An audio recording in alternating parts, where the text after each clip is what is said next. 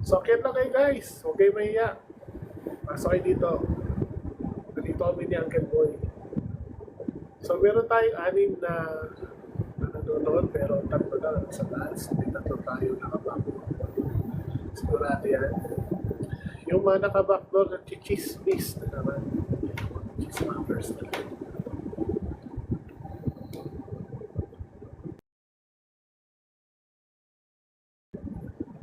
Ayan, Hello po. Uncle Mix. Hello po. May tatanong lang po ako. Ano? Kay Brother Nash. RCC po ako. Tatanong ko lang po, paano niyo i-defend yung talata sa Matthew na no one knows the hour, no one knows the hour, nor the angels or no not even the Son, but only the Father. Yung aling-aling, di ba, no? Nakalimutan ko yung talata. Tungkol sa Wala katapusan nakakaalam ng daig. Ha? Yan, Kuya Nash. Wala pang gano'n mga Tungkol sa ano ba? Dito si Uncle Boy. Nandito si Uncle Boy. Anong Uncle Boy, ano na sa atin? may question yung ating kaibigan. Sino, bro? Anlene. Hello, Anlene. Pasok. Hello, Ann. Kamusta? May mas nag-esensya na kayo. Nagkakaroon ako ng ano, yung konting problema. Kaya ka Okay lang, okay lang. nagpasab. Ayan. Hello, Ann. Kamusta?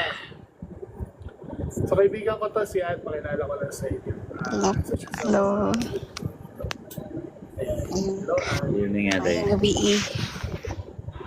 Alam naman namin, Kuya Nash, kaibigan mo. Laki naman pinapakilalang kaibigang lalaki. Ikaw, si Uncle Boy. Mga kaibigan ko ang lalaki.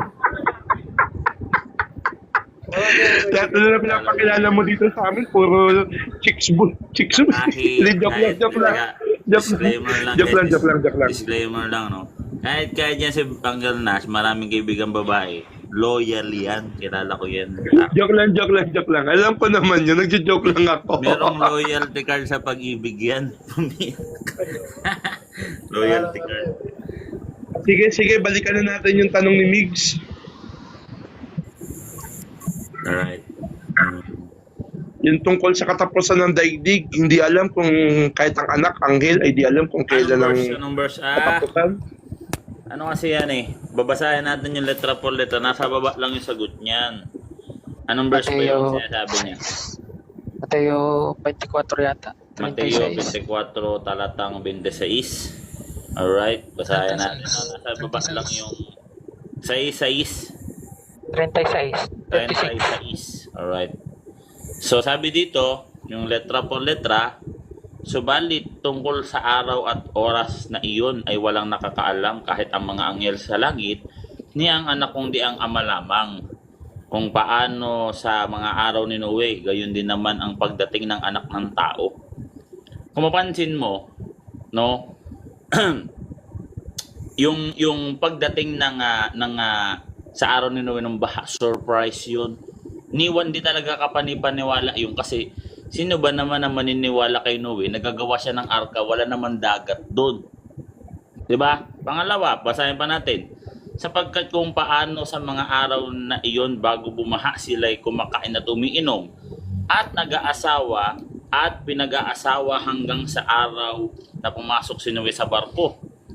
At hindi nila nalalaman hanggang sa dumating ang baha at tinangay silang lahat at gayon din naman ang pagdating ng anak ng tao, si Jesus Christ. No, siya yung dadating eh. Siya yung dadating, no?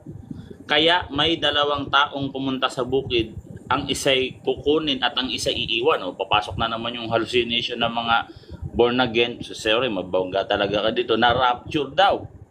Mali yung rapture. Yung rapture na ano nila, na concept nila, sasablayan dito una sa lahat pag letra por letra yung babatayan natin. Pero doon muna tayo sa ano, sa hindi na ultimo ang anak ng tao ay hindi niya nalalaman. Bakit? No? I-fast forward natin. Sabi sa 42, magbantay kayo sapagkat hindi ninyo nalalaman kung paano araw, kung anong araw darating ang inyong Panginoon. Sino tinutukoy? Si Jesus Christ. Siya yung dadating. Ngayon, yung dadating, yung Panginoon na dadating, ano siya? Paano siya dadating? Ngunit unawain ninyo ito na kung nalalaman ng puno ng sambahayan kung anong bahagi ng gabi darating ang magnanakaw. Magnanakaw eh. Si Kristo darating ng isang parang magnanakaw. Magpupuyat sana siya at hindi niya hayaang buksain ang kanyang sambahayan. Kasi yung dadating na si Jesus Christ na yung Panginoon, darating ng gaya ng isang magnanakaw sa 44. Kaya maging handa rin naman kayo sapagkat ang anak ng tao ay darating sa oras na hindi ninyo inaasahan. Huwag yung asahang sasabihin ni Jesus Christ sa inyo kung kailan siya dadating. Kasi darating siya na gaya ng magnanakaw. Ang magnanakaw, sino ba namang matinong magnanakaw na dadating sa isang bahay, magpapaalam? O ako, magnanakaw ako, dadating ako ng ganitong oras ha. Di ba? Walang ganon. Sino nga ba ang tapat at matalinong alipin na, di ba? Ayun yun eh, na inatasan ng kanyang Panginoon na mapangasiwaan ang kanyang sambahayan upang magbigay sa kanila ng pagkain sa tamang panahon. Mapalad ang alipin. Ano na to, no? Balik tayo sa rapture. Maganda kasi ito rapture, no? Pag-usapan din natin yung rapture dito. Kung mapansin nyo, yung rapture nila, ang concept nila, yung basahin natin sa 40, kaya't may dalawang taong pupunta sa bukid. Ang isa'y kukunin at ang isa'y iiwan. Sa rapture, yung kukunin, yung maliligtas. Take note yung rapture ng concept ng mga born again, no? Ng mga futuristic. Ngayon, may dalawang babaeng nagtatrabaho sa isang gilingan. Ang isa'y kukunin at ang isa'y iiwan. So may isa na naman kukunin, may isang iiwan. Ngayon, ang konsepto nila, yung kukunin, yun yung maliligtas, yung iiwan, yun yung mapapahama kasi magkakaroon ng tribulation daw kuno. Ngayon, ang problema nila dito, pag binasa mo sa verse 37, no? Kung paanong sa mga araw ni Noe, gayon din naman ang pagdating ng anak ng tao. Yun sila madadali. Kasi sa pagdating ng baha sa araw ni Noe, yung isa'y kukunin, yung isa'y maiiwan, ang kinuha doon, yung tinangay ng baha. No? Sapagkat kung paano sa pamamagitan ng araw na iyon bago bumaha, sila'y kumakain na tumiinom at nag-aasawa hanggang sa mga araw na iyon na pumasok si Noe sa barko. At hindi nila nalalaman hanggang sa dumating ang baha at tinangay silang lahat. Yung kinuha, yung tinangay, yun napahamak. Gayon din naman, letra por letra, ang pagdating ng anak ng tao. Pagdating ng anak ng tao, yung kukunin, yun yung mapapahamak kasi gaya ng baha, itatangayin. Yung maiiwan, ayun pala yung maliligtas. Hindi baliktad na sa rapture. Di ba? Nagkabaliktad na. O mali yung rapture nila. Sablay yun, no? So, yun yun. So, Uncle Mix, may mga antibody ka ba patungkol sa Kaya pala si Uncle Mix, Catholic. Si Uncle Mix, no? Nagpalit lang ako ng ng icon sa ano ko. Ito pa Brad Boy Letra, paano mo sasagutin yung 17.3? John 17.3. Yan 17.3, hindi naman kasi dito sinabi, letra por letra, babasahin ko na hindi Diyos si Kristo. Tsaka hindi sinabi doon na ama lang. Ang ginagawa kasi nila tinatanggal nila out of context na Dapat yan 17, 1 to 5. Basahin natin Ngayon, ganito kasi yan, no? Sabi dito, ito ang buhay na walang hanggan, na ikaw ay makilala nila na isang Diyos na tunay at si Jesucristo na iyong isinugo. Anong purpose na at si Jesucristo na iyong isinugo? Una sa lahat, pupunta sila na si Kristo pala hindi Diyos kasi isinugo. Hindi sinabi na si Jesucristo na makilala na sugo at hindi Diyos. Kasi yung pagiging sugo, hindi katumbas nun na hindi ka na Diyos pag isinugo ka. Kasi ang ibig sabihin nun na si Kristo yung God the Son. Isinugo siya ng kanyang Father. Yun yung God the Father. Eh paano isinugo din ni God the Son yung God the Holy Spirit. Ibig sabihin hindi na Diyos yung Holy Spirit. Eh isinugo din ni Jesus Christ yung mga apostol. Kung paanong isinusugo ako ng Ama, gayon din naman na isinusugo ko kayo. Ibig sabihin hindi na rin tao yung yung mga apostol. Kasi yung sugo, hindi naman yan nature. Ang tawag diyan ministry. Hindi mo pwedeng ipagkontra yung ministry sa nature. Kunyari ako, tao ako. Tapos apologetics ako. Hindi ka na tao, apologetics ka na. So, sablay talaga yun. Tapos, kasama siya sa isang Diyos na tunay. Kasi mayroong komentary dito Mas clear to, nung nag-commentary dito si John, dito sa unang Juan 5:20, yung iisang Diyos na tunay, talaga si Jesus Christ yun yung buhay na walang hanggan. Paano ba magkaroon ng buhay na walang hanggan? John 17:3, di ba? John 3:16. Basahin natin Pero ito yung komentary ni Jesus Christ, ni John the Beloved pala, sorry. Hindi John the Baptist, so baka na-mislip of tongue na naman ako. No? John the Alam Apostle. natin na naparito ang anak ng tao at binigyan niya tayo ng pagkaunawa upang ating makilala siya. Sino yun siya? Yung anak ng tao. At nalalaman natin na naparito ang anak ng Diyos. Bro. Hindi naparito yung anak ng Diyos. May mga INC rito sa baba. Lagi nila sinasabi sa ako mao si Kristo di Diyos. Para sa kanila, yung translation na yan, hindi Diyos si Kristo. Kasi nakalagay So, dito, wala naman tapos dito. na, that's the end of it. Ganun nila i-interpret yung actually, Isaiah. Biruin mo, ito. Biruin mo, there's a Greek term that Christ is God. No, even in Greek, say that Christ is God. No? At wala ka mababasa sa Greek na Christ dili Diyos. Dili niya. Walang ganun. Ibaba mo lang Walang yan. ganun sa Greek. Diba? Bisaya yun. Ang gara, Angel. Hindi ko talaga Actually, hindi tayo Tao is tao. Mao is tao. Basahin natin sa baba, sa 4. Sa 4. Niluluwalhati kita sa lupa. Sa pagtatapos ko ay ng gawaing ibinigay mo sa akin. Yun nga yung pagiging sugo niya. Binigyan siya ng gawain ng God the Father kasi as a son. Yun yung Trinity, Father, Son, Holy Spirit. At ngayon Ama. O tingnan niyo to sa baba.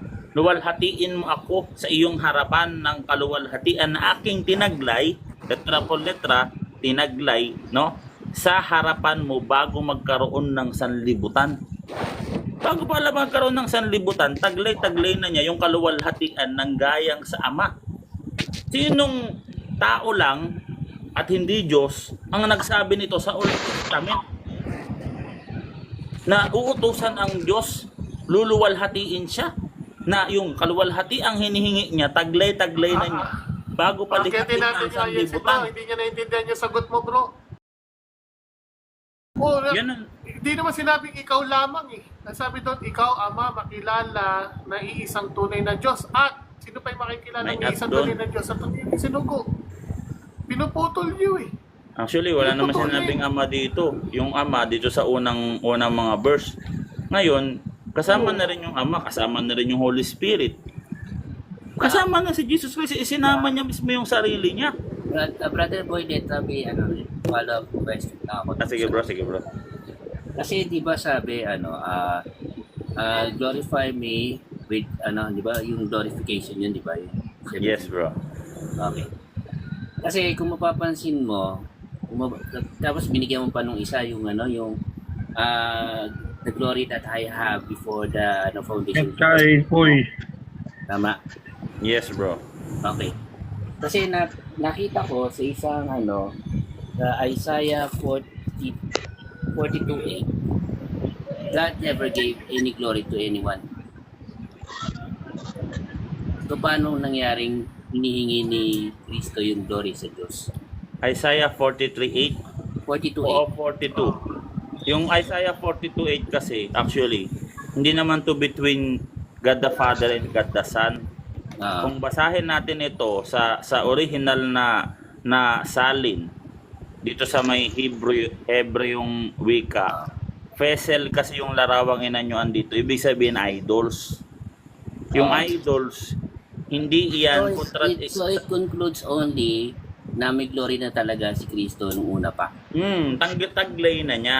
Ang sabi ni Kristo, di naman siya sinungaling na tao at Diyos. Siya ay nagsasabi ng pawang katotohanan. Yung glory na hinihingi niya na gusto niya luwalhatiin siya ng Ama, taglay na niya yun bago palikain ang sanlibutan na klarong-klarong sinabi niya sa bibig niya.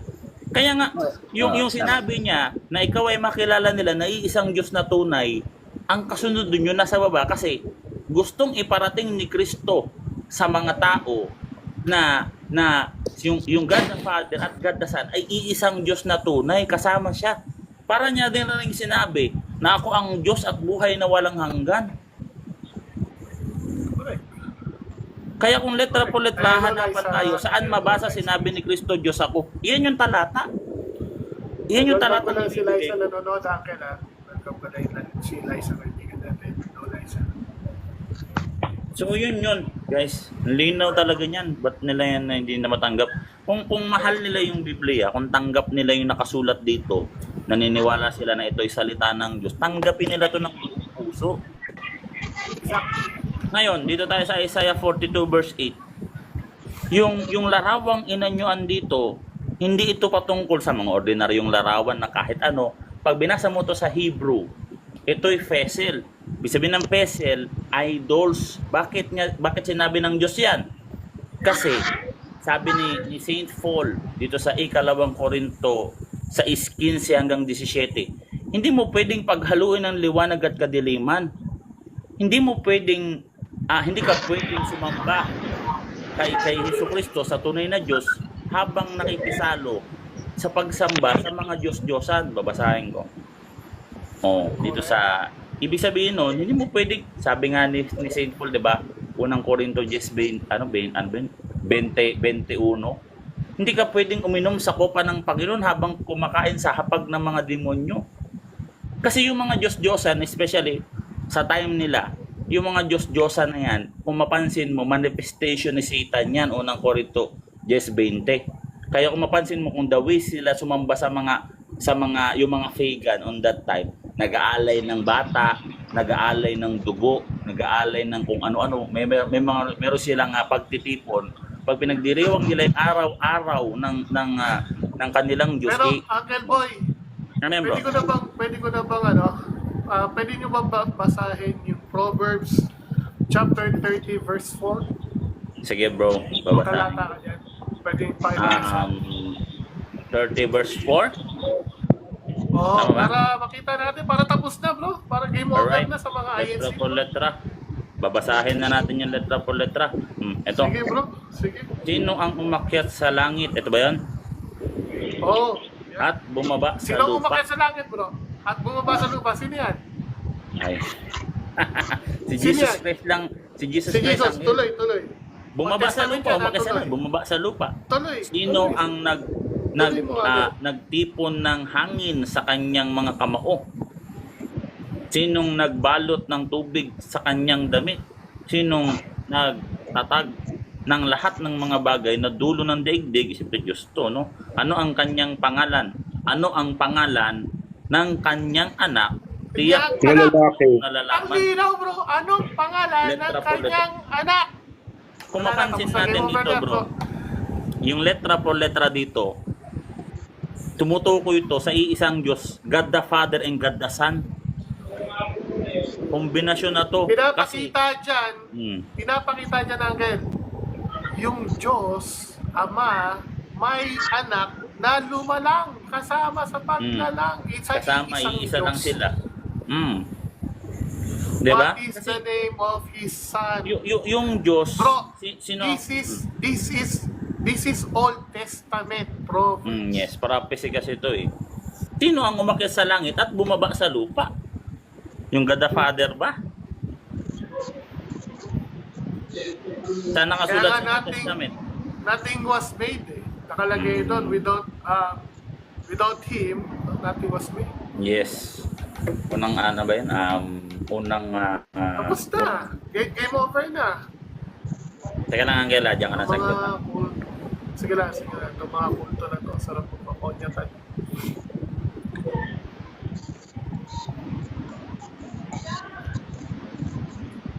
So may tanong pa ba? Oy, Argo. Si Argo. May tanong pa ba? May tanong pa?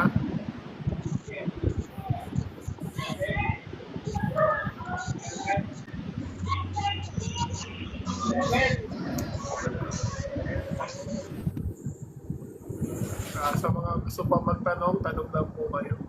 Alinaw, di ba? Bro, anong religion nun ni Migs? Brother Migs kanina? Di ba lang sa kanya? MCGI? Hindi man tinanong. Papanggap na Katoliko yun, MCGI yun. MCGI. Migs nga eh, no? Pati hiyang-hiya sila, no? Hiyang-hiya sila na, ano, na, MCGI ako, di ba? Parang, nakakaya, no? Pero ako never man, ako mo guys, sa totoo lang, simula nang pinasok ko to, yung ganitong labanan, never ako nagpanggap na ibang relihiyon ako. Eh basta ako, INC ako, pro EBM ako, bakit ba? Hindi, seryoso. Sabihin ko Oo, na seryoso nagmamalay ko naman. to. Parang kapag malaki tuloy, kasi hindi nila magawa. Simula nung pinasok ko to nitong ganitong larangan, never akong nagpanggap sa buong buhay ko. Wala akong matandaan na nagpanggap ako. Ni sumagi sa isip ko na magpanggap na ibang taga-ibang relihiyon pag pupunta sa mga ganitong klaseng discussion. No? Gara. Ang weird. Pero bro, kamusta brother Timeless bro? Okay lang. Oo, na-busy ako. Hindi na ako nakapag-live. Sobrang busy talaga. Kanina nga, na akong pahinga eh, no? Medyo namamalat na. So, shoutout sa'yo, Brother Lloyd. Shoutout sa'yo, bro. Hi, hello sa'yo, no? Proverbs 30 verse 4. Sabi ni Andrew Clis, si Lolo Horan. So, akit kayo dito guys. Kwentuhan tayo dito, no? Bawal lang dito magpahayag ng kabulaanan. Pasok kayo Pero kay pwede Elipin. kayong- Matagal ko na po tinalo sa debate si Elipin. Tanong na lang po kayo. Philippine, Paano ko siya tinalo? natakot na sa akin yan, no? Gusto mo, puntahin mo pinasok ko yan sila eh, yung live nila. Ang problema, buti may naka-ready akong recorder. Sabi ko sa'yo, walang silang balak ibigay yung record ng debate, Angel. Buti na lang, may record ako. Ang problema, kaya hinihingi ko yung record na pinagdebatihan namin. Yung record ko kasi naputol. Kasi napuno yung storage ko, nagre-record lang ako sa cellphone. Na full storage ko, medyo natipak yung bandang pahayag ko pa. Maganda sana, sa kanila na lang yung natipak. Natipak yun sa akin, kaya hinihingi ko yung yung buong video. Wala Angel eh. Alam mo yung ginawa nung pinaglabanan namin ng live? Nagpalit ng pangalan. Hindi ko na maano. Sagutin ko na yung tanong ni Purge.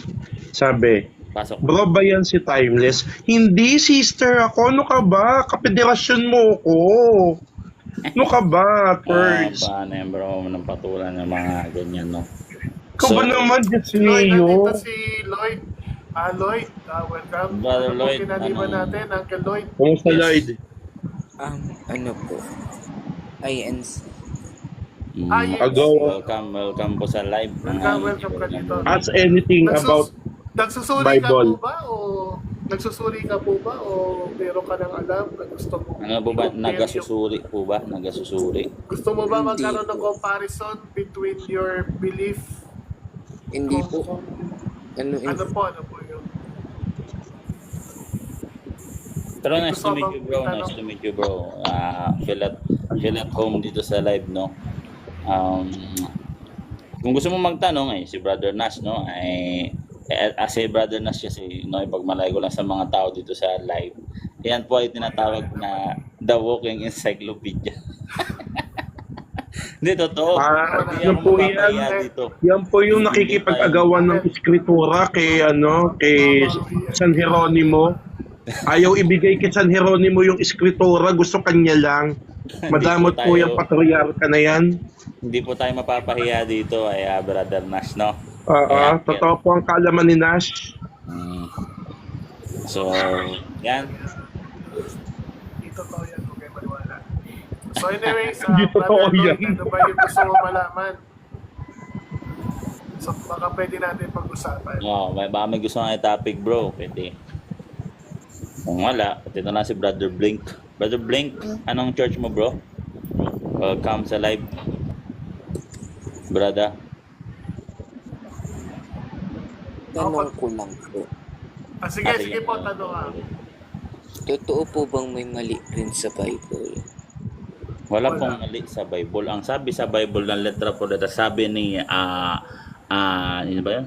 Ni Saint Peter dito sa ikalawang Pedro 1:3. Basahin ko na lang, no. Hindi yung Bible yung nagkakamali. Kundi yung mga taong walang, basahin ko na nga lang, no. Eto, Ganito sige. kasi nangyayari sa Bible natin, letra por letra kasi to, no. Letra por letra talaga to. At Kalawang inyong ituring na Pedro. pagtitiyaga ng ating Panginoon bilang kaligtasan, gaya rin naman ng ating minamahalang kapatid na si Pablo, ayon sa karunungang ibinigay sa kanya, ay sinulatan kayo. Gayon din naman sa lahat ng kanyang mga sulat, sinasabi mga iyon, ang mga bagay na ito, doon ay may mga bagay na mahirap unawain. Meron kasi mga bagay na mahirap unawain dito sa Biblia. Anong ginagawa? Ano nangyayari? Batay sa letra por letra, Brother Nash, nalaglag ka. Bro, sabi dito, na binabaluktot. Ayan basahin natin na binabaluktot ng mga hindi nakakaalam at ng mga walang tiyaga na gaya rin ng kanilang ginagawa sa ibang mga kasulatan sa ikakapahamak din naman nila. So hindi yung Biblia yung nagkakamali, kundi yung mga ibang walang tiyaga binabaluktot yung mga nakasulat dito na mahirap unawain. Yun. O, Kuya Boy, nawala ka. Matagaya. Nawala ba ako? Wait lang, kapat. Wait lang, boy, letra, boy. Kasi si Lloyd kanina, bro. Si Lloyd kasi kanina, pumunta sa live yan. Oo, tinatanong siya ni Bro Nightmare kung O, ikaw rin, nawala. sino yung titulo to. Nawala ba ako? Sayang naman yung sinabi ko. Mali yung talata. Oo, nawala ka, naputol. Mali ang talata. Sayang na may dinaldal ko. Oo, Lloyd, Talaga? nasagot mo na ba, Lloyd? O, naputol ka sa akin. Putol ba ako? Sayang naman. Pero Brother Lloyd, malinaw ba yung sagot ko? Oo, bro. Lloyd, nasagot mo na ba Brother yun, Lloyd. Lloyd? Si Lloyd, di ikaw. Brother Lloyd, hindi si Brother Lloyd kasi may tanong siya. Hindi ko alam kung naintindihan niya yung sagot ko. Naka-address kasi sa kanya. Naintindihan mo ba yung sagot ko, bro? Naputol ako sa'yo. Hindi talaga naintindihan yan, bro. Boy, letra. Ito si Kasi Benedict. bro, ito talaga, ito ginagawa. Ito naman si Benedict, sasampalin ko to eh. Ito kasi, ito Hindi ako na kanina. sumagot. Pumunta ako doon. Sige, pumunta pasok ako. brother. Pasok. Pumunta kasi ako doon, then tinanong siya kung sino tinutukoy sa Filipos 2:6. Sabi pa naman mali yung talata. Oo, di ba? Tapos Hindi tinanong magkakamali ang talata. Pag Oo. binasa natin yung ikalawang Timoteo, no? 3:15-16. Hindi, Ang ganito lang lahat ng kasi yan. kasulatan, ang lahat ng kasulatan kinasihan ng Diyos ay mapapakinabangan natin sa pagtuturo at pagsusuway ng mga maling aral. So, pag sinabi mo nagkamali ang banal na kasulatan, ang lalabas niya na nagkamali ang Diyos kasi kinasihan to ng Diyos. Dito sa ikalawang Saka hindi. Pedro 1:20, sabi doon, no? Unang-unang magkakamali dyan, bago ang Diyos, Kuya Boy Letra, bago ang Diyos. Unang-unang magkakamali dyan, yung sumulat. Maaaring sabihin nila, mali ba yung intindi ko sa pinasulat sa akin? Ba't nagkaganto yung mga sulat ko? Yun ang lalabas doon. Kung mali yung Hindi. nakasulat sa Biblia, yung lalabas doon, yung Ganito kasi. author. Malabo talaga silang magkamali yung author kasi babasa na naman ako ng ibang talata letra por letra. Ikalawang Pedro, Saint Peter, sulat ni Saint Peter, 20. Una sa lahat dapat ninyong unawain na walang propesiya ng kasulatan na nagmula sa sariling papakahulugan, sapagkat walang propesiya na dumating kailanman sa pamamagitan ng kaloob ng tao, kung di ito'y mga taong inudyukan ng Espiritu Santo ay nagsalita mula sa Diyos. Yung mga taong sumulat Ayun na lang. sa ilalim ng kapangyarihan ng banal na Espiritu Santo na inudyukan ng Diyos. Mantakin mo yun. Gaano kalupit yung sulat na to. No? Sa lahat ng aklat sa buong mundo, ito hindi ito pwede magkamali. Letra por letra talaga eh. Ito ang magagawa dyan. So, okay na ba yan, Brother Lloyd? Nasagot na ba yung iyong katanungan, bro? Letra por letra yan, bro. Galing sa kay Brother Boy, letra isang Catholic Church. Actually, si Brother Lloyd ba, INC? gaano ka nakatagal INC, bro? Pamute. Gano'n ka nakatagal INC, bro? Sino po? Ikaw po. Kasi di ba sabi mo INC ka? 13 years na po. 13 years, so kaya pa Ay, yan, no? 14 years. Kaya pa yan, kung Baka talagang 13 mahal mo yung salita ng Diyos, itong Biblia, ilalagay natin sa gitna yung Biblia ngayon, ilalagay natin ito sa Wala gitna. pagka Handog ka ba, tanggol bro? ko. Oo, handog eh. Kaya yan, no? So, hindi mo nakasalanan yan, bro. Opo. Kasi ito, bilang tao, bilang kapatid mo, bilang tao, at kapwa tayo tao, no? Sinasabi ko talaga sa iyo, bro, ng tahasan na karapatan mong malaman, no, na itong iglesia na tinatag ni Kristo, ito yung Catholic Church, bro. Karapatan mo yan malaman bilang tao. So, sinasabi ko sa iyo, kasi nandito ka sa live eh. So, yan yung gusto ko sa yung sabihin. Kaya kung mapansin mo yung title ng live dito, no? Catholic Church founded by Christ. Kasi karapatan malaman ng lahat ng tao yan. Sabi dito sa Roma 1:16, ano nakasulat dito? No? Basahin natin. Sapagkat hindi ko kinakahiya, hindi ako mahihiya eh, ang ebanghelyo, sapagkat ito ang kapangyarihan ng Diyos para sa ikaliligtas bawat sumasampalataya, unay sa Hudyo at gayon din sa mga Griego. Yun kasi yun, bro. At amen ba, brother, mga bro? Yes. Correct. Yun, Kailangan talaga kapalan ng mukha mo kung tungkol sa Panginoong Diyos ang ibabanggit mo. yan. Amen. Praise the Lord. Amen, oh. Amen si Brother Lori mo. So, amen tayo dyan, mga bro. Yung sana, mga nag-amen.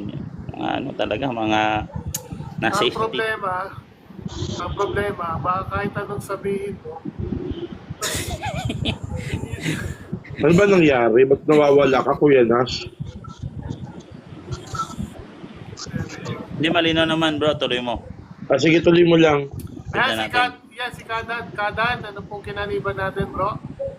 INC po. INC, baka may katanungan ka, bro. Iglesia ni Cristo Regarding sa na Catholic Church, bro. made from the... Wala naman po.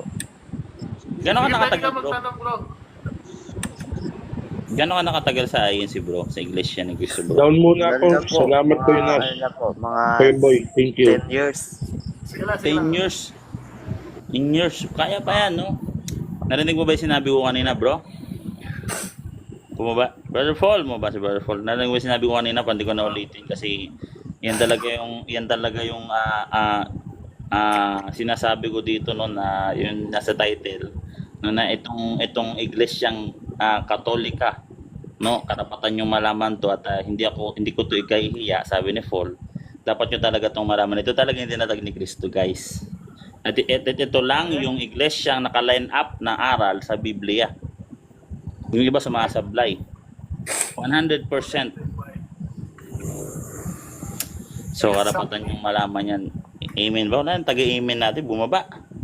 So, Anyways, si Kadan, baka may gusto kang itanong. Wala naman po. Kaya mag-alala, hindi namin kayo dinibatiin dito. ano dito, welcome kayo lahat dito, no? So, Hindi po dito namin kayo pe-personalin na wala pong personalan dito, doktrinahan lang po tayo, no? So, basahin yung mga comment, bro, Nas. Hindi ko makapag-scroll. Parang nagluloko yung ano ko dito, eh. Ito, si E.T. Wala na. Si Ifefi, hindi ko mabasa yung comment niya kasi may nakaharang dito, bro. Akyat lang kayo guys, akyat. Si Ponce, yan, Akyat Ponce, dito yung mga kapatiran ko. At dito si Kada, tsaka si Lloyd, bago sumutulungan. Dito si Brother Kadan at ka Lloyd at welcome kayo dito mga bro, no? Sana mapamalagi kayo dito kasi Yun. Nyo. Catholic Church, bro. Catholic Church, bro. At actually, speaking of religion, yan kasi galing yung term na relegare.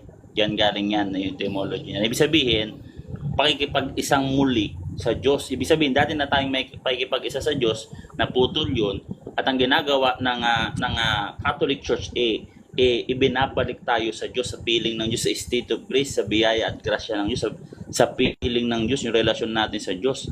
Iyon yung relihiyon. Ibig sabihin, ang Catholic Church lang ang nakikita kong relihiyon. Hindi ko matawag na relihiyon yung iba.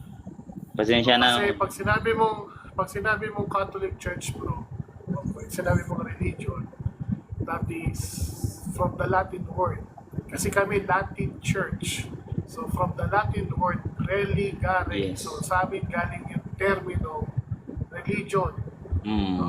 Kami po yung pinagmulan ng terminong religion from the term religare.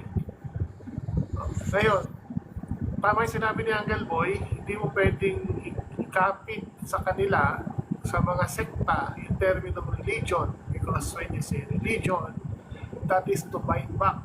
No? Pagkikipag-isang po yun? muli. Yan, bro. Bro Kadan. Paano po yun? Sige, bro. Pero ang tinuturo ko ng Biblia, iisa lang ang religion. Correct. Isa lang ang religion, wala pong iba kundi Catholic Church. Yes. Saan pong mababa? Ano po talata? Yun po. Nakakatulog.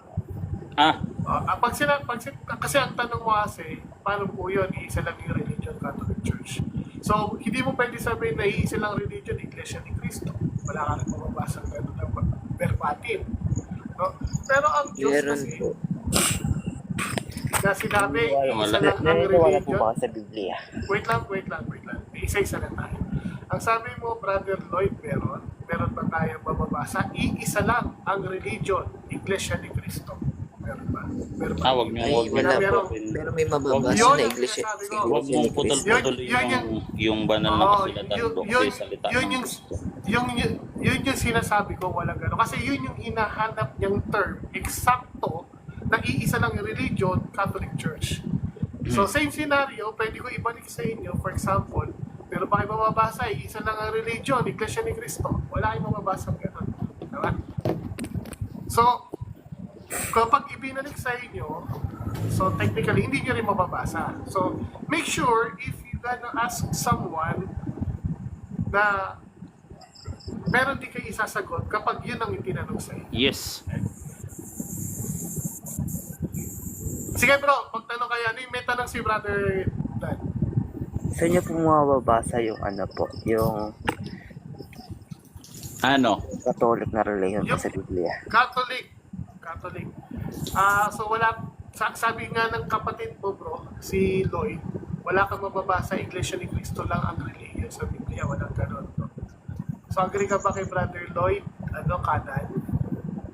Pero meron po nakasulat diba sa sa Roma 16 guys. At Gawa 2020. Iglesia ni Cristo. Okay, Gawa 2028. Explain natin yan, guys. So, sino nag-aaral dito patungkol sa proper noun tsaka possessive noun? Sino nag-aaral? Alam niyo ba pinagkaiba ng proper Siyempre, noun tsaka elementary. possessive noun? Pinag-aralan natin lahat ng elementary yan, Brother Nash. Lahat tayo. Elementary. Pinag-aralan natin yan. Back to basic So, tayo, ito back to tanong basic. mga uncle. Back to basic tayo ha, para maintindihan natin kung ano yung nakasulat sa Biblia. Ang Iglesia ni Cristo ba sa Biblia, yan ba ay proper noun o possessive noun? Alin sa dalawa? Yung phrase. Sino yung sino kayang sumagot dyan? Nasa Roma 16:16, Iglesia ni Cristo. Yan ba ay proper noun o possessive noun? That's the big problem. Hindi tinuro sa inyo ng ministro. Nakalungkot, di ba? Yung phrase So, hindi kasi, siya tinuro. dagdagan ko, Brother Nash. Ano? Hindi porket kasi may mabasa na kunyari dito sa unang Korinto 14:33 na iglesia ng mga banal, mangangahulugan na kagad na iyan yung pangalan ng iglesia. Kunyari meron naman mabasa dito sa Acts 24:5, sekta ng mga Nazareno. Hindi naman nangangahulugan na pangalan na kagad yan.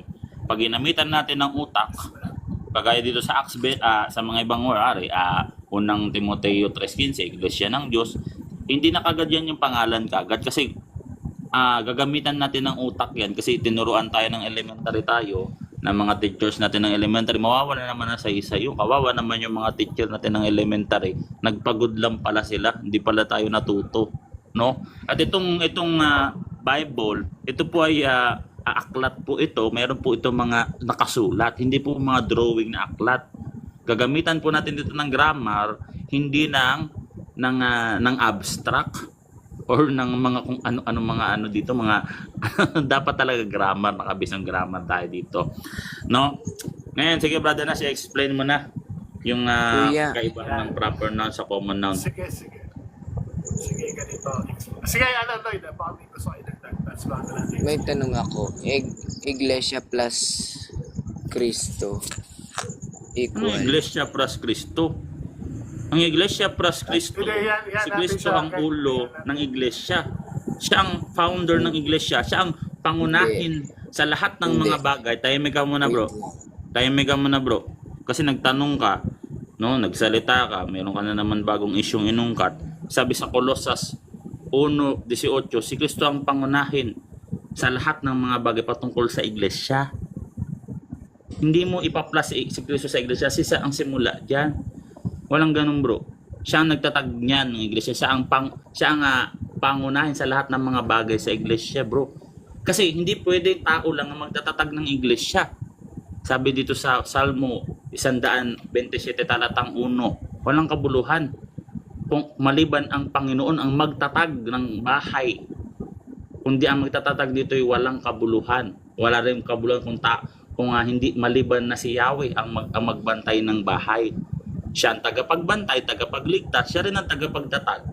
Kasi sa Daniel 2:44, yung Diyos na nasa langit bumaba sa lupa at nagtatag ng kaharian. Ayun yun, bro. Kaya nga merong iglesia ng Diyos. Yun yun, bro. So, i-resolve muna natin, bro.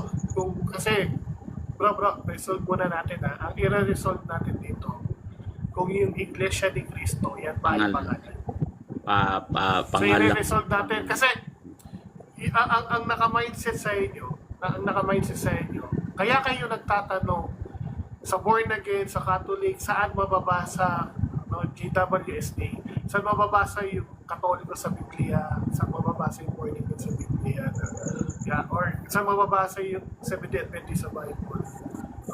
Kasi, ang mindset ninyo is yung Iglesia ni Cristo ay pangalan ng iglesia sa Biblia. Kaya ang pangalan namin mababasa sa Biblia, Iglesia ni Cristo.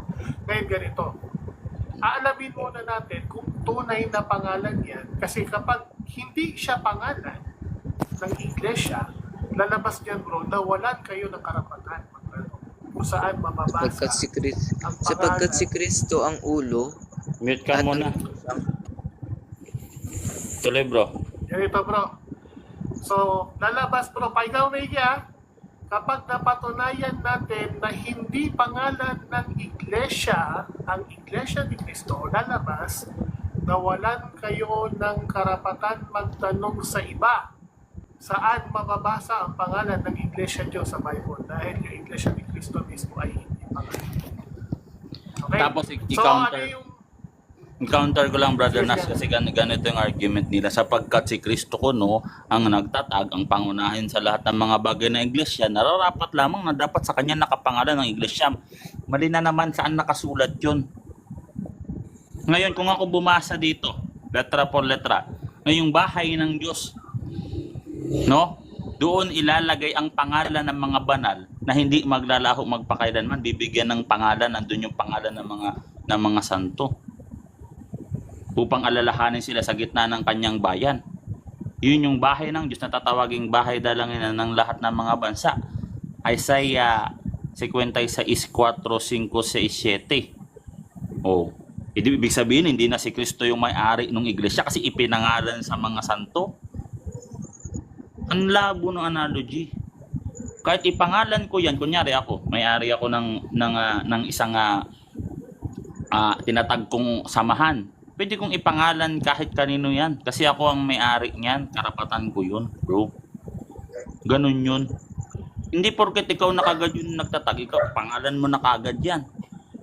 Sabi ni Kristo, tandaan natin. Sige ikaw, bro. Sample bro. SM.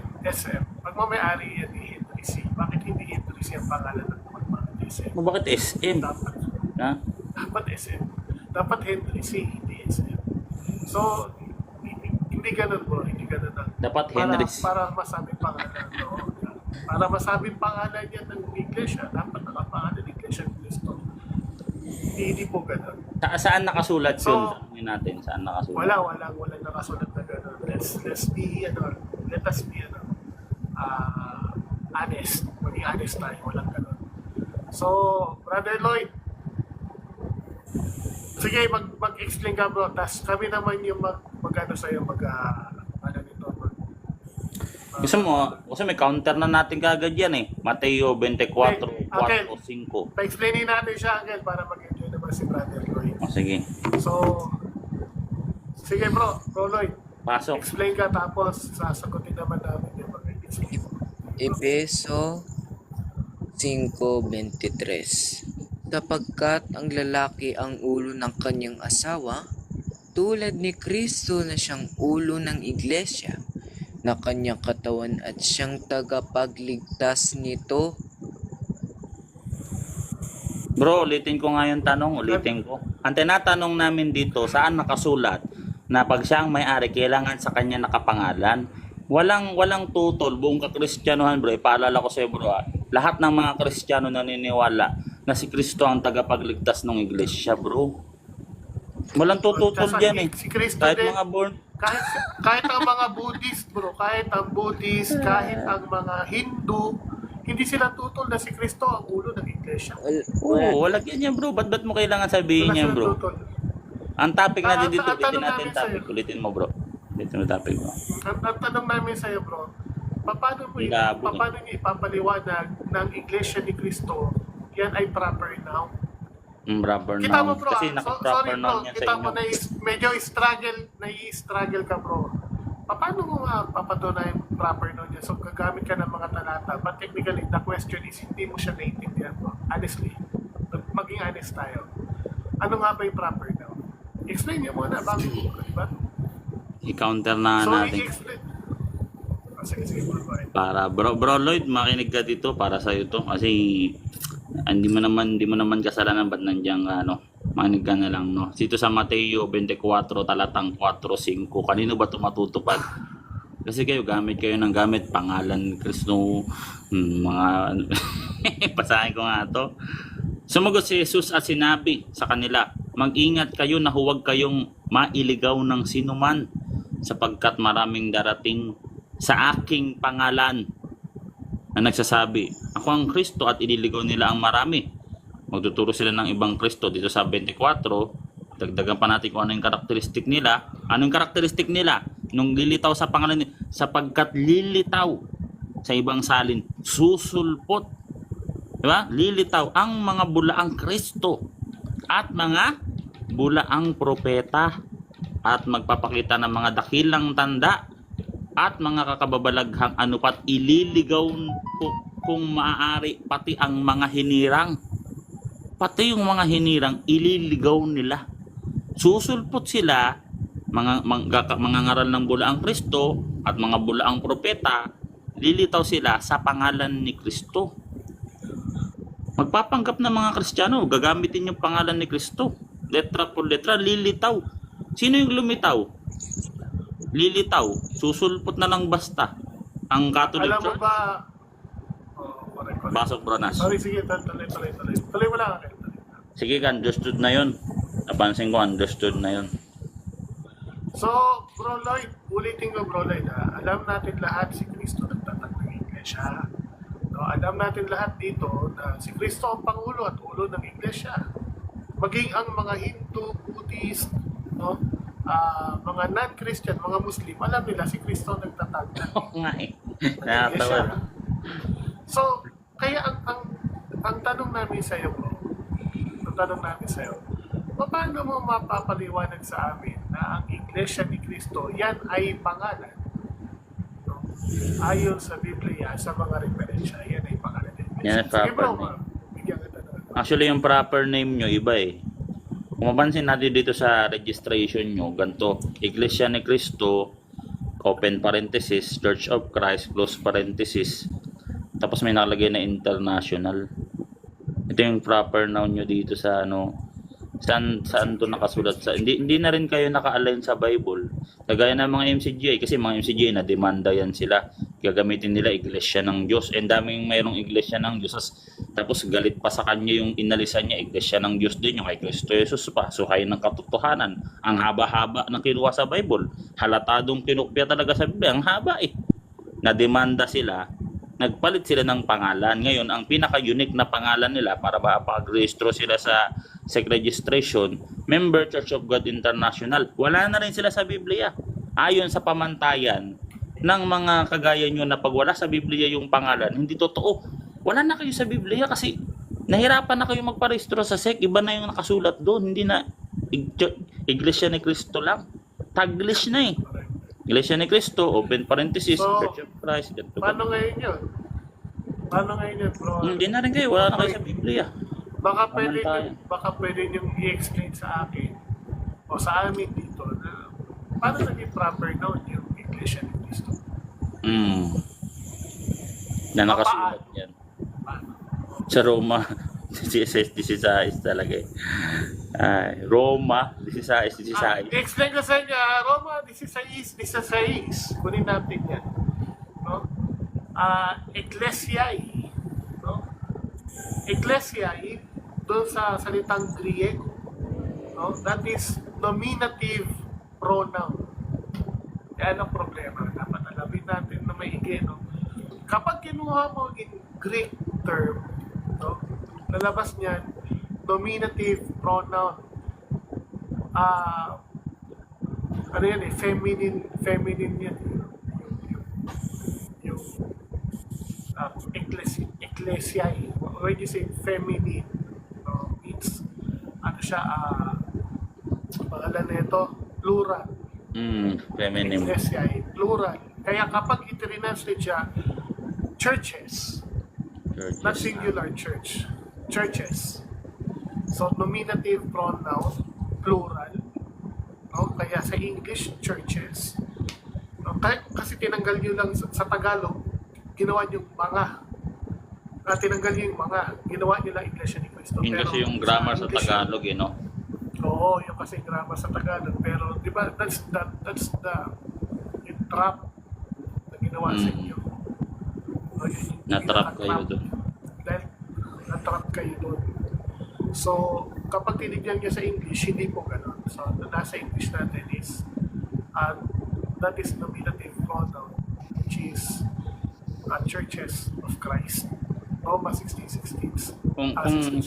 Kung sa batayan talaga pagdating sa Biblia, kung talagang i-align mo talaga yan, una sa lahat, kahit sa mga original na manuscript, plural yan. So, ang nakuha nyo siguro yung sa Tagalog.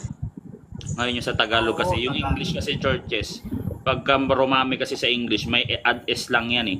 Pero pag sa Tagalog, lalagyan niya ng mga para dumami. Kasi wala naman s sa English na pag nagkaroon ng s sa Tagalog, dadami. Sa Tagalog, lalagyan ng mga. So natanggal nyo yung mga. Ang nangyari pala, dun sa original na manuscript, tinanggal nyo yung sulat. Kunyari, yung English, tinanggal nyo na yung s dun, binura nyo na. Tapos sa original manuscript, yung Ecclesia, Bakit nga po si si Kuya ano yung bro? Julius? Ha? Bakit nga po si Kuya Julius? Bad bro. Anong kay Kuya Julius? Hindi ko kasi binabasa yung comment dito eh. Ito si Julius oh. Nasako ka kanina, Lloyd, di ba sabi niya? So, Bro Lloyd, Wait yata sila. meron bang chance, Bro Lloyd, na ma-explain mo sa amin yung English ni Cristo? Yan ay pangalan. Meron bang chance? Po? Ano po? Yan ay proper noun. Meron bang chance na meron bang chance na ang Iglesia ni Cristo ay proper noun o pangalan ayon sa Biblia?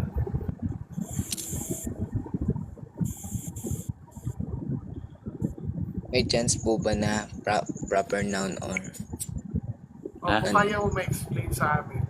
Finish topic na bro. Wala na yan. Yaman na. So, ito na lang tayo sa Roma 16:16 bro. Tignan natin kung ganito na lang yan. Kung kayo ba yan o kami. si Kuya Julio? Kasi hindi na yan mapapatunayan na proper noun yan eh. Ganito na lang yan. So common noun yan. So ibig sabihin pag common noun or adjective or phrase Possessive noun. na possessive noun, hindi yan specific na sa inyo na yung name. Kumbaga pwede rin niya sa amin kasi hindi naman siya naging proper noun. So hindi na siya ginamit sa proper noun, pwede siyang adjective sa amin kasi si Kristo naman yung nagtatag sa amin. Sabi nung kaibigan natin, Lloyd, may sagot dyan ng taga-revealers.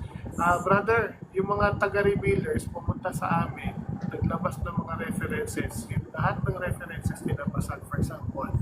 Sabi doon, proper noun daw, yung Iglesia ni Cristo ayon sa referensyang nilabas nila na ginawa ni James Talmage. Ang James Talmage ay mula sa Mormons. So binasag ko na sila dyan dahil according kay James Talmage, dahil Mormon siya, pangalan nila Church of Christ. So yun din ang pangalan nila. Nauna pa kay Felix Manalo yan dahil si Felix Manalo isa pong 1914 lang nag-start. Samantalang si Joseph Smith, the founder ng Mormons, 1823. So noon na pa yun, Church of Christ. Ngayon, Thank sabi you nga po. ni Nagtanong lang po kasi ako. Baba na po. So, ang kakausap ko dito yung isa, no? So, Sabi naman niya dito, nanganak na naman, all caps, all caps, sige, lahat, all caps. The problem is, wala siyang space. Di ba? All capital, walang space, lalabas one word. Iglesia ni Cristo, one word yan, dapat hindi INC ang acronym niya, dapat I lang. Kasi all capital tas one word. So lalabas, pag magkakadikit yan at walang space, one word yun. ay. Diba? Kita niyo yung error niyo. Parang nagdatay kayo sa Kumunoy. Ang Diba? acronym Parang niyan, lumubog Uncle. kayo sa Kumunoy. Ang acronym niyan, Uncle, pag one word lang, tapos Tagalog, Iglesia ni Cristo, tapos one word, dapat ang acronym niyan, ING. Hindi nga IGL. Wala, isa lang. Kasi I lang. Hindi, wala na. I lang talaga. I lang talaga. Kasi Iglesia ni... kasi one word Walang space no? Walang space I. I lang dapat ang acronym niya, hindi INC. Hindi ba Ang problema niyo IEL? hindi, lalabas tatlong word yun. Di ba? So, kaya one word lang kasi isang word yan magkakadikit. Kaya dapat lalabas niyan, one word yan kasi gumamit kayo ng Coin Greek. Ang masakit niya, Yes. ang Coin Greek, wala talagang space yan. From Genesis to Revelation. Lalabas, from Genesis to Revelation, pangalan lahat yun. O mas tama yung ang iglesia ang iglesia ng Diyos kay Kristo Jesus gusto ay ng katotohanan kasi wala na space, mas mahaba sa kanila. Dapat pag magtatag kayo ng church na bago, advice ko para talaga line up kayo sa Greek, buong Bible idala nyo dun sa ito pangalan namin buo. Walang space. Ang haba ng pangalan nyo, panalo na sila. Kami na yung tunay. Kapangalan tunay, yun yung pamantayan nyo Yun yung sinasabi namin na para kayo nag-type sa Kumunoy. Type sa Kumunoy. Diba? Para kayo nag-type sa Kumunoy, kapag gumamit kayo nung tinatawag Coin Greek, diba? Tapos, sinabi mo yung Coin Greek, takbo ka ngayon ng Tagalog. Sa Tagalog, naka-small letter hindi siya proper noun. So, saan tayo pupunta?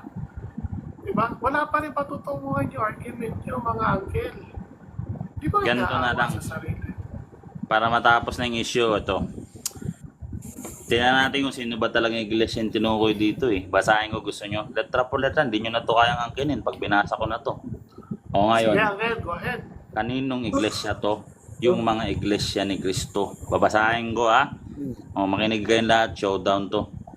Sa 20. At si Satanas ay dudurugin ng Diyos ng kapayapaan sa madaling panahon sa ilalim ng inyong mga paa. Ang biyaya nawa ng ating Panginoong Jesucristo ay sumainyo. So, sa madaling panahon, sabihin sa time ni Saint Paul, no sinulat niya yan, sa madaling panahon na rin yun mismo, idudurugin ng Diyos ng kapayapaan sa ilalim ng inyong mga paa mismo, ng mga nasa Roma, si Satanas.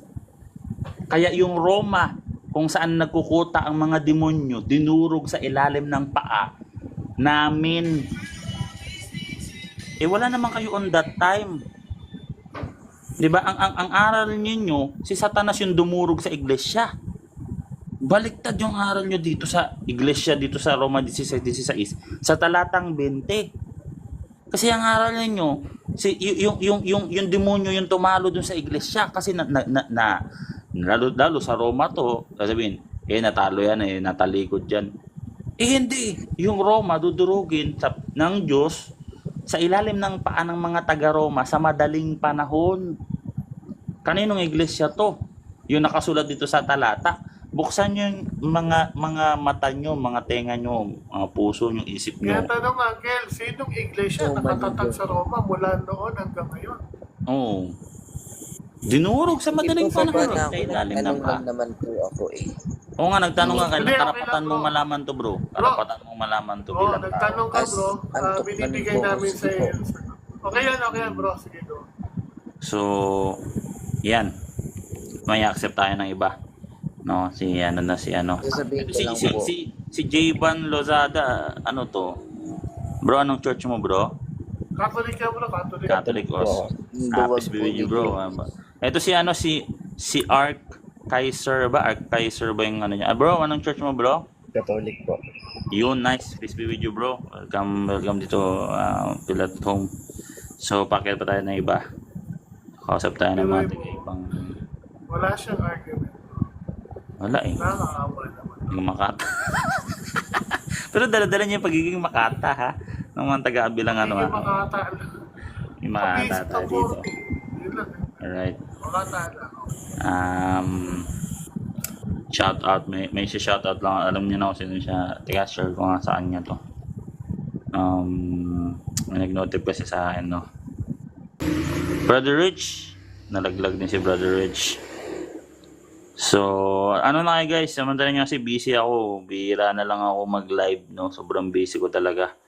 May nagno-notif na nga sa akin eh. O, share nyo na po to sa mga ano, sa mga iniidolo nyo dyan, sa mga naibang nagla-live. No? Pakisabi, panawagan po. No? Pwede po sila makipag-discussion dito para ano, magkaalaman na ba, di ba? Hindi yung mention kayo ng mention dyan sa baba.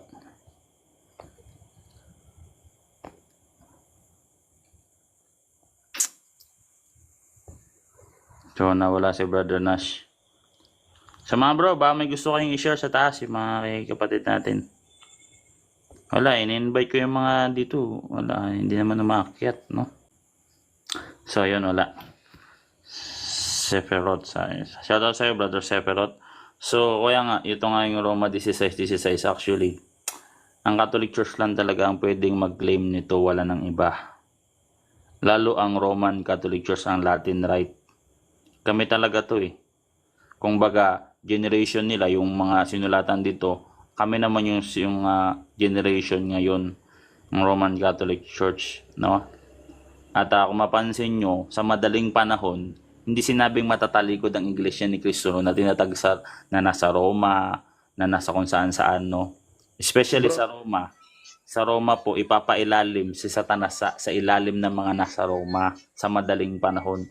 So, ibig sabihin, yung Roma na dating na kay Satan, no, ite-turn over sa pamamagitan ng mga church sa Roma, ite-turn over ang bansang Roma kay Jesus Christ. Which is yun yung utos ni Jesus Christ, no? Sa Mateo 28:19. Gawin yung alagad ko ang lahat ng mga bansa. So yun yung katuparan nung pagsunod. Yun yung manifestation ni Jesus Christ na itong Roma sa madaling panahon, no? Tatapakan ninyo si Satanas diyan, hindi sa inyo mananalo si Satanas. Kaya nga kung mapansin ninyo, yung bakas ng mga pagan, yung mga paganism diyan, yung bakas nila, pinailaliman, no, ay pinaibabawan ng tanda ng mga Katoliko, no, tanda ni Kristo ng krus, no, sa yung mga dating kuta ng mga yung dating makikita niyo yung mga bakas ng mga pagano, meron mga krus sa ibabaw, katunayan na itong bansa na to pagmamay-ari na ito ni Kristo. Katuparan, Roma 16 talatang 20. Ngayon kung sa name game, meron din naman dito, basahin nyo sa 23. Kay Holistes Ecclesia at sa lahat ng iglesia or et universa Ecclesia sa Latin. Pero it doesn't mean na may mabasang ganun, ikinopya na namin at ipinaristo. Una sa lahat, hindi kami nakaristro. Kasi kaharian kami. Hindi kami business na kailangan ipailalim sa gobyerno. Kami kaharian ng Diyos. Ang kaharian, hindi po yan nagpapa-under sa mga gobyerno. So kami talaga yung katuparan dito. Walang pwedeng umangkin ito. No? At lahat ng nakasulat dito sa Bible na binabasa ng mga bulaan, kagaya ng mga MCGI, no, Iglesia ng Diyos, Acts 20:28, Iglesia ng mga banal, unang Korinto 14:33, sekta sa Nazareno, meron din yan, sekta sa Nazareno. May nakilala akong ganyan. Pangalan ng Diyos na sekta sa Nazareno, nakasulat yan no, Acts 24:5. Sabihin sila nakagad yan. Sabihin proper na nakagad yun ng church. Di ba ang labo ng standard ng kung susundin natin yung mga standard ng mga mga sumulpot, sabi ni Jesus sa Mateo 24:7, kama 24, labo talaga, maliligaw ka talaga, tama si Jesus Christ, no? Ililigaw nila ang maraming magsisisulpot sa pangalan ko, no? So sabi ni brother, meron dito, Catholic faith, pwedeng magtanong. Yes naman bro, pwede. No, as hanggat kaya ko sagutin yan, yung knowledge na binigay sa akin ng Diyos, masaya akong yan sa inyo, sagutin sa abot ng aking mga kaya. No, sige bro, tanong ka lang yan bro, pwede ka umakyat dito. Si Brother Nash nawala Sana si Brother Nash? Iniwan ako. So, baka busy. No? Na-disconnect nga ako bro So pwede kayo mag-share dito mga bro. Guys, Catholic lang ang pwede mag-share dito. Yun nga yung dito no. Dito sa live ko, sabi ko sa inyo Ako po may tanong kuya. Sige bro. Kung sa Isaiah 46:11, sino daw yung tinutukoy doon? Isaiah 46:11, tignan natin na maganda yan yung tanong na yan no. Pag binasa natin yan dito. Zero. Ito yung ibong mandaragit. Actually, ilipat mo lang ng yan ng kabilang chapter. Ilipat mo ng 45, 'di ba? 46:11. Ilipat mo ng 45. Ganito ang sabi ng Panginoon sa kanyang pinahiran ng langis kay Zero. Linaw, ibig sabihin anointed, inanoint siya, anointed sa English. Basahin natin sa English dito. Asa na 'yun? Anointed anointed siya sa Greek, no? Sa English. So, anointed din si Zero. At kung babasahin natin yung Isaiah 46 talatang 11, basahin ko. Na tumatawag na ibong mandaragit mula sa silangan ng taong gumagawa ng aking layunin. Yun niya, manifestation. Yung pag-alis ng mga sa pagkabilanggo ng mga Israelita doon sa Babylonia. Kaya siya tinawag na ibong mandaragit. Alam niyo kung bakit? Kasi pag sinabing ibong mandaragit sa Biblia, yan po ay mananakop. Mananakop, guys. Mananakop ng mga bansa. Si Zero, siya po ay hari. Nananakop po siya ng bansa. Ang hari po. Yung hari po, yun yung nananakop ng mga bansa. Yung nag-aangkin na siya daw to, hindi ko alam kung anong bansa ang sinakop niya. No, bigyan ko kayo ng isang patunay na yung mga mananakop, tinatawag po yan mga ibong mandiragit, mga agila. No?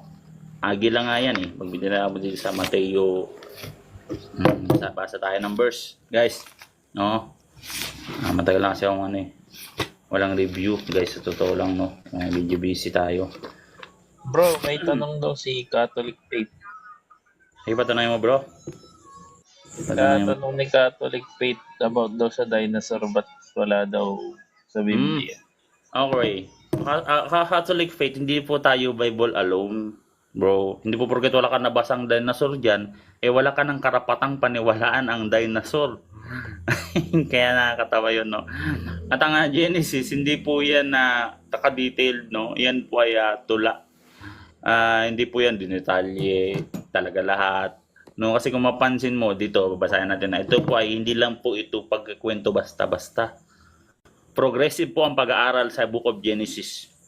Anytime po, meron po tayong maaaring bagong matuklasan dito sa aklat ng Genesis. Kunyari, bigyan ko ng example. Yung mga Hudyo or mga Israelita ang unang bumabasa nito. 'Di ba? Silang unang nag-i-interpret nito. Pero kailan nila, sinong nagbigay ng tamang interpretation dito sa Genesis 3:15? Yung Proto-Evangelium. At sinabi ng Panginoon Diyos sa Ahas, sapagkat ginawa mo ito, ay isusumpa ko ng higit sa lahat ng mga hayop na higit sa bawat mailap na mga hayop sa parang, ang iyong, 14 para ito binabasa ko, 15, Genesis 3:15, maglalagay ako sa iyo at sa babae ng pagkapot sa isa't isa. At ang iyong binhi at kanyang binhi, ito ang dudurog ng iyong ulo at ikaw ang dudurog ng kanyang sakong. Sinong nag-interpret na yung babae dito ang katuparan si Jesus Christ at yung binhi dito ang babae dito si Mama Mary at ang binhi dito si Jesus Christ? Kailan na-interpret? Sa time ba ng mga Israelita? Hindi, kasi hindi naman nila kinilalang si Jesus Christ. Sa time po ng mga Kristiyano. Ibig sabihin, itong Book of Genesis, progressive po ang aral dito. Itong buong Biblia, hanggang ngayon, open pa rin ang simbahan na magkakaroon ng panibagong knowledge na ibibigay ng Diyos, i-reveal ng Diyos sa atin para magkaroon tayo ng bagong knowledge. Pwede sa mga susunod na panahon, matuklasan tayo dito, dinosaur pala. No? Kunyari, basta bigyan ko kayo ng example, no? Anti-Bible alone. Huwag niyo lahat hanapin sa Biblia. Ang puntahan niyo yung simbahan, sabi ni Saint Paul, no, malalaman mo dapat ugalin ng tao sa iglesia ng Diyos sa ligat suhay ng katotohanan. Bakit? Sabi ni Propeta Isaiah, dito sa Isaiah 59:21, basahin ko tungkol sa akin, ito ang aking tipan, sabi ng Panginoon. Ang aking espiritu ay nasa inyo, sa nakipagtipan sa church, sabi ng Panginoon. At ang aking mga salita, yung mga spiritual knowledge, salita ng Diyos, mga aral, revelasyon ng Diyos, mga mystery ng pananampalataya, saan ilalagay? Na ilalagay ko sa inyong bibig. Sabi ng Diyos, ay hindi hihiwalay sa inyong bibig, o sa bibig man ng inyong lahi, o sa bibig man ng inyong angkan, mula ngayon magpakailanman, tuloy-tuloy. Hindi ilalagay ng Diyos yung salita niya ng isang bagsakan. Sabi doon, hindi hiwalay sa inyong bibig, o sa bibig man ng inyong lahi, o sa bibig man ng inyong angkan, mula ngayon magpakailanman. Progressive po yung aral. Hindi po porket wala tayong mabasang dinosaur dito, hindi na po totoo yung dinosaur. No, walang ganun, no? Alisin nyo po yung pamantayan na ganyan. No? Kung babasahin natin yung Biblia, sabi ni Jesus Christ sa Juan 16, talatang 12. Babasahin ko ito yung Biblia na mahilig nyong hanapan ng mga kung ano-ano, no? Na ginagawa, hindi tayo Bible alone, Catholic Faith. Na hindi porket walang mabasang dinosaur dyan, hindi na natin papaniwalaan na may dinosaur na, no? Sabi dito, sa Juan 16:12, marami pa akong mga bagay na sasabihin sa inyo. Importante yun kasi sinabi pa ni Jesus Christ sasabihin sa inyo. Ngunit hindi nyo pa ito kayang dalhin sa ngayon. Subalit kapag dumating na ang Espiritu ng katotohanan, papatnubayan niya ang kayo sa buong katotohanan. Tuloy-tuloy, papatnubayan, progressive. Sapagkat hindi siya magsasalita, salita ng Diyos. Kung di ang anumang mga, mula sa kanyang sarili, kung di ang anumang mga bagay na kanyang maririnig, iyon ay kanyang sasabihin, sa kanyang ipapahayag sa inyo ang mga bagay na darating. Tuloy-tuloy guys. No? Kaya itong tunay na iglesia, hindi to Bible alone. Hindi porket wala nang mabasa, tapos na kaagad ang usapan. Wala, una sa lahat, walang ganun sa Biblia. Bible alone, wala. Aaral po yan ng demonyo. Kung meron man tayong mabasa niyan sa Biblia, doktrina ng demonyo kasi sa kasinungalingan siya. Una sa lahat, self-reputation. Self-destruct Yung logic, illogical. Yung logic ng Bible alone. Kung saan galing logic na yan. Kasi, Bible alone, tas wala sa Biblia, yung aral na Bible alone. Anong klaseng kalokohan yun? Diba? So, nakakatawa siya, no? So, Tsaka disunity ang sola scriptura. Disunity. yes. Tama, disunity, tama ka dyan. No? Sanhi siya ng pagkakagulo. Kasi sila lahat, mga sola scriptura sila, wala silang pagkakasundo. Sila mismo nagkakadebate. Kasi, puro man yan mga aral ng tao. Kanya-kanyang imbento yan sila ng aral. Kanya-kanyang imbento. Nagkakaisa lang sila sa doktrina. Alam mo kung saan sila nagkakaisa, brother? Sa pagbanat sa Catholic Church. Pero yung kanya-kanyang doktrina nila, magkakaiba. Pero yung nagkakasundo sila saan? Sa manifestation ng Diablo. Dito kayo nagkakasundo. Babasahin ko Dito sila nagkakaisa sa interpretation ng Bible. Meron silang unity. Dito lang alang sa Apokalipsis 12 talatang 10. Basahin ko. Ito yung manifestation ng Diablo. At narinig ko ang isang malakas na tinig sa langit na nagsabi ngayon na dumating na ang kaligtasan at ang kapangyarihan at kaharian ng ating Diyos at ang kapangyarihan ng Kristo, kanyang Kristo, sapagkat itinapon, itinapon, sino tinapon? Ang tagapagparatang. Tagapagparatang, no? Sa ating mga kapatid, pinaparatangan yung simbahan, no?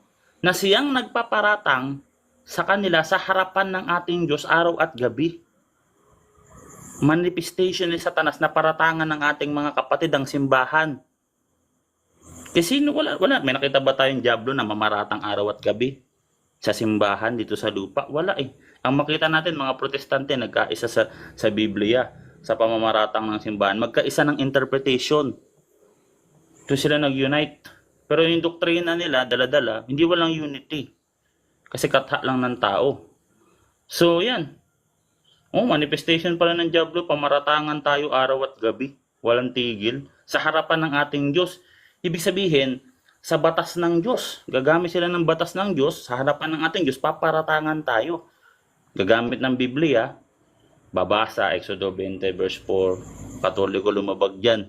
Nagkasundo sila lahat dyan Doon sila nag-unite. Pero yung doktrina nila magkakaiba. Diba? So, pasok guys. Brother Nash. Welcome back, bro. Pasok. Ganun talaga, Uncle sola scriptura Si Catholic Faith, sige bro. Lagi akong handang mag-ano sa iyo, bro. No? Yun yung sabihin mo sa kanila. Hindi porket walang mabasang dinosaur diyan, hindi na natin yan papaniwalaan yung mga dinosaur. No, ganoon yun. Sige bro, pasok. Tanong lang. Nandiyan naman si Brother Nash May magtatanong si Mr. Researcher. Anong church mo, brother Mr. Researcher? Ano pong kinakabilangan mo? Hindi siya ni Cristo po ako. 1914 po o ibang, kasi marami kasing iglesia ng Cristo, bro. Yung bawal kumain ng dugo, no? O sige, tama. Dugo yung topic. Anong mo, bro? Tanong. Alam ko lang, sa bagong tipan, anong mas mababasa natin? Kumain ng dugo o bawal kumain ng dugo? Sa bagong tipan, hindi Uminom sinabi ng dugo. bawal per se. Uminom ng dugo, bro. Ang linaw. Oo. Bagong tipan, pinaiinom ng dugo. Kumain po yung tinatanong ko kung anong mas Yeah, kumain. Wait. Kumain or uminom, parehas yan in-intake mo dumaan sa bibig, bro. Way of eating yun, bro. Kunyari, yung mga sanggol, paano yung way of eating nila, dumidede. Yung mga bungal, paano yung way of eating nila, Uy. hindi nila mangunguya Gamay yun. bungal.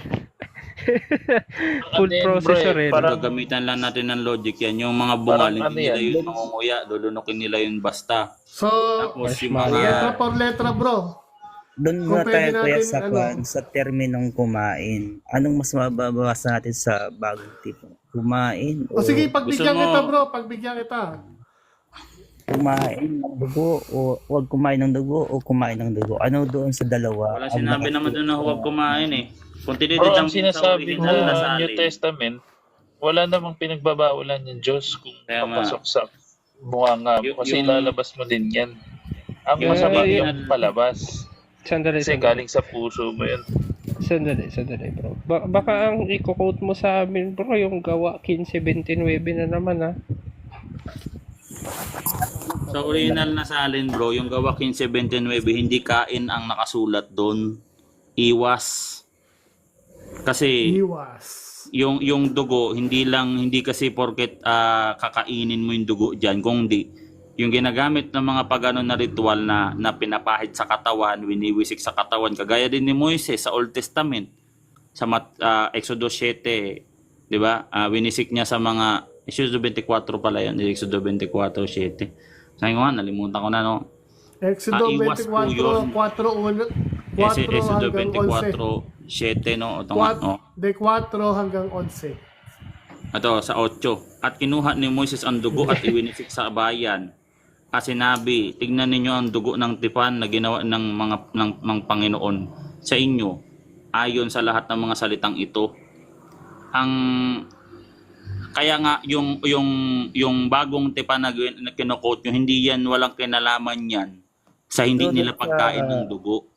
Kuya, doon sa sinabi ni kanina yung gawa 15:20. Gawa 15:20. Kaya nga, ito na nga sasabihin ko, quiet ka muna, bro. No? Pwede naman tayo magdebate dito, bro. On the spot, kung gusto mo. I-diretso mo na doon, Uncle, sa Gusto mo gawa on the spot, 15:29. bro. Ito na lang. Gusto kasi Bro. matagal na akong walang laban ng debate. Gusto mo ba magdebate tayo dito? Patunayan ko sa'yo na Mainit ka ngayon, Uncle. patunayan ko sa'yo na pwedeng kainin ng dugo ng mga Kristiyano, dugo ng hayop. Wala akong review mo ngayon, bro. Tagal na akong walang basa-basa ng Bible. Ngayon na lang ulit eh. Pwede yan. Bigyan ka namin ng pag-isipan mo para pagka ayaw mo, ganito yung rules. Pag magtanong ka, tanong ka lang, wag kang sasagot. Wag mo sagutin yung sarili mo sa tanong, bro. Ganun dito eh. Hindi ka pwede magpahayag dito. Pero na lang kung lalabanan mo ng debate ngayon, bro. Bigyan pa ng dagdag oras, bro. Okay lang? Sagot ka, bro. Confirmatory Alam mo lang. na. Doon lang muna tayo sa tanong. Oo, di sila laban. So ngayon, doon lang tayo sa tanong, bro. Huwag kang bagbabatin pag magsasagot na ako. Na? Quiet ka lang. Alright. Kasi ganun talaga dito yung rules dito. Ganito, no? Sa gawa 15:20, una sa lahat, walang kinalaman yung Old Testament na gawain ng mga Hudyo or mga Israelita dito sa talata na to. Kaya nga pag pause binasa lang, mo, Ed. Pause kaya mo lang. Hindi naman nakikinig yung nagtatanong eh. mga nagbabasa Kaya yan eh. natin makabalik siya dito. Hindi, sige lang nakikinig Baka ako. ba nagbabasa, bro, mag-review ka muna, tapos labanan mo na ako ngayon. Tinitingnan ko. Kaya mo lang. Kasi ang gawin mo, bro, pag nagtanong kayo, libawa, hindi namin alam kung gusto nyong intindihin or kahit sagutin kayo, walang pumapasok sa inyo kasi hindi nyo rin naman gustong painggan. Basta lang gusto nila magtanong. So sige, bro boy, go ahead. Ba iniisip nyo na pupuntos kayo, bro? Ngayon, kung gusto nyo talaga makapuntos, pwede debate, pagbigyan namin kayo. Pero kung naghahanap kayo ng knowledge or talagang gusto nyo matuto dito sa Biblia, ito, sagutin natin yan, no? Kaya't ang hatol ko ay huwag nating gambalain ng mga hintil na nagbabalik loob sa Diyos. Progressive yung mga hintil na nagbabalik loob sa Diyos. No? Sa halip ay sumulat tayo sa kanila na sila'y lumayo. Ito yung nakapatol sa Greek, hindi kain bro. Sa mga bagay na inihandog, sa mga bagay na pinarumi ng mga Diyos-Diyosan. Sa mga paikiapid at sa mga anumang bagay na binikti, mga pinahirapang hayop na yan, at sa dugo. Yung dugo dito, hindi ito yung dugo sa Levitico 17:10 hanggang 11 na bawal kainin ng mga Israelita. Ito yung karumal-dumal na dugo na inaalay ng mga pagano. Actually, dugo pa to ng baboy. Kung mapansin mo dito sa Isaiah 50 sa talatang 2, letra por letra, sana ma-adapt nyo to lahat. No? Para sa inyo to. No? Sabi dito sa 3, ang kumakatay ng baka ay gaya ng pumapatay ng tao. Ang nag-aalay ng kordero ay gaya ng bumabali ng liig ng aso. Ito yung pagpapahirap sa mga hayop. Kino-confer yung Hudyo o yung mga Israelita sa mga pagano. Comparison ng kanilang mga ginagawa. Pagkatay ng baka, pumapatay ng tao. Pag-aalay ng kordero sa mga Israelita ay gaya ng bumabali ng liig ng aso. Gawain ng mga pagano. Ang pag-aalay ng butil na handog ay gaya ng pag-aalay o paghahandog ng dugo ng baboy. Dugo ng baboy o dugo ng mga inaalay sa mga Diyos-Diyosan, yung pinapaiwasan sa mga hintil na nagbabalik loob sa Diyos. Parallel dito sa 2 Korinto 6:15-17. Ito talaga yan, no? Clinically yan ni Saint Paul sa 6:15. At anong pagkakasundo mayroon si Kristo kay Belial? Nilalamok na ako dito, nasira yung electric pang kumaliit no? At anong bahagi mayroon ng mananampalataya sa hindi mananampalataya? Anong pagkakaisa mayroon ng templo ng Diyos sa mga Diyos-Diyosan? Sapagkat tayo templo ng Diyos ng buhay, gaya ng sinasabi, no? Ako'y manana sa kanila at lalakad sa gitna nila, at ako'y kanilang magiging Diyos at sila aking magiging bayan. Kaya't nga lumabas kayo sa kanila at humiwalay kayo sa kanila. Sabi ng Panginoon, huwag kayong humipo. Yun o, pag-iwas, huwag kayong humipo na mga anumang bagay na marumi. Yun yung dugo ng baboy na inaalay sa Diyos. Kayo'y aking tatanggapin. May kinalaman to sa act of worship na ginagawa ng mga hintil na nagbabalik loob sa Diyos, na umiwas na sila doon, wag na silang makihalubilo sa pag-worship sa mga pagano. Kaya nga maita mo doon, paikiapid. Ginagawa ng mga pagano yun pag wini-worship nila yung Diyos-Diyosan nila. Kahit sino, pwedeng ka makipagtali. Kunwari, pinagdiriwang nila yung araw ng Diyos-Diyosan nila. Rambulan doon, makipagtali ka kahit kanino, paikiapid. Binibikti nila yung mga hayop, pinapahirapan nila yung mga hayop. Sinusunog nila ng buhay yung mga hayop. Ang mga Kristiyano, dapat natin, pag tumatanggap tayo ng biyaya sa Diyos, dapat natin tanggapin na may pagpapakumbaba at pagpapasalamat. Hindi bibiktihin mo yung hayop. Sa unang Timoteo 4:5 hanggang 6. O ano pang verse dito sa unang Korinto 10:21. Dagdagan pa natin. May kinalaman niya sa worship. Hindi yan ordinaryong pagkain. Na pag may nakita kang dugo, iiwasan mo. Mali pati JW, mali. No? Sabi dito. Sa 21. 21. Hindi ninyo maiinom ang kopa ng Panginoon. Kunyari, ikaw ay Kristiyano. At ang kopa ng mga demonyo. Worship Hindi ka pwedeng mag-worship kay Jesus Christ habang nag-worship sa mga demonyo. Kayo hindi maaring makisalo sa mesa ng Panginoon at sa mesa ng mga demonyo. Pag-aalay yan sa verse 20. Paghahandog ng mga pagano sa kanila mga inihandog sa mga demonyo. Yun yung tinutukoy sa Gawa 15:20. Ngayon, yung Gawa 15:20. Ulinig ka muna. Saglit lang, may tatanong na ako doon sa Gawa 15:29. Ano? Paano yung magandang balita Biblia na salin? Ang magandang balita Biblia, bro. Salin niya ng Catholic Church, no? Pag sinabi kasing kain sa Catholic Church, bro, act of worship yun. Kunyari, pa-attend kami ng misa, banal na hapunan. May kinalaman siya sa worship, hindi lang po sa ordinaryong pagkain, bro. Kaya nga kung mapansin mo, ulitin ko unang Korinto 10:21, makinig ka mabuti. Yung ibig sabihin ng Catholic Church na kain, hindi yun kakain ka ng ordinaryo. May kinalaman po yun sa pag-worship. Kaya nga sa Greek, sa original, iwas eh. Ibig sabihin, hindi lang kain, hindi lang kakain, pati ipag-iwas kasi pinapahid din yun ng mga pagano sa katawan nila. Biniwisik yun, binubuhos, gumagawa sila ng mga seal. Mga seal, mga black spell, gamit yung dugo ng mga hayop. Makinig ka muna kasi. Yung gawa 15-29. Makinig ka muna kasi. Ulitin ko. Lalaban ka ba ng debate? Gusto mo bang magdaldal dyan? Laban tayo debate. Kung ayaw mo naman lumaban ng debate, tahimik ka muna. Sige, try mo na. Lalaban ka ba? Hindi. O magdadaldal ka? Kahit basahin mo yun, bro, yung gawa 15:29, bro. Sa tingin mo, ano kaya yung reason ba't ipinagbawal kainin? Tama na, bro. Kasi ang rules dito, Mr. Researcher, ipapaalala ko sa'yo. Pag magtatanong ka, tahimik ka muna. Huwag mo sagutin yung sarili mong tanong. Magtatanong ka, sasagutin mo yung sarili mong tanong. Ano pang silbi namin dito? Pwede yan.